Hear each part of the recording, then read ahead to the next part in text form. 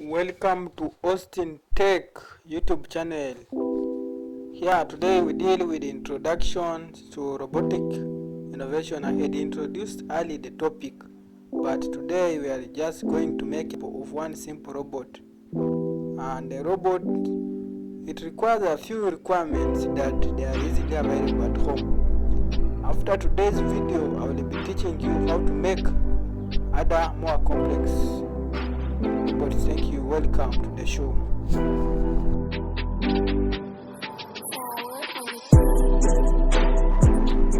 Take the wooden sprint and then attach to the battery as shown in the video.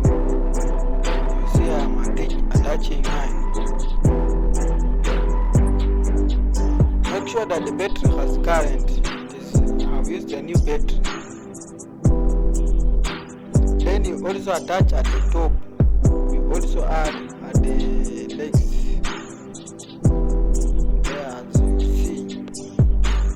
After doing that, add two bottle tops on the top. Then you attach a motor, a DC motor.